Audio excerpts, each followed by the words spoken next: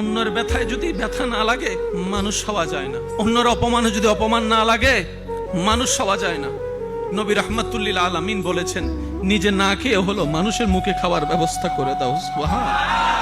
তোমার দুশমনও যদি ঘরের দ্বারে আসে অভাব নিয়ে, সামর্থ্য থাকলে তাকে খাবার দিয়ে বিদায় করো, যদি সেটা তোমার না থাকে সুন্দর একটা কথা দিয়ে হলো তাকে বিদায় দাও। এটার নামই ইসলাম। আমাদের বর্তমানে একটা বদভ্যাস হয়ে গিয়েছে, যে কারো অনুমতি ছাড়া যে কারো ছবি তুলে ভিডিও করে আমরা ফেসবুকে ছেড়ে দিচ্ছি। এটা মারাত্মক রকমের একটা গুনাহ এবং মারাত্মক রকমের একটা অমানসিকতার কাজ। একজন মানুষ গাড়িতে বসে আছে, আপনি আমি ছবিটা তুলে ফেসবুকে দিয়ে দিলাম, লাইভ দিয়ে দিলাম। এটা কখনো সুস্থ মানুষের কাজ হতে, আওয়াজ দিয়ে বলুন, সুস্থ মানুষের কাজ হতে। একটা জিনিস মনে রাখবেন, নবী রাহমাতুল্লিল আলামিন কত সুন্দর সমাধান দিয়েছে।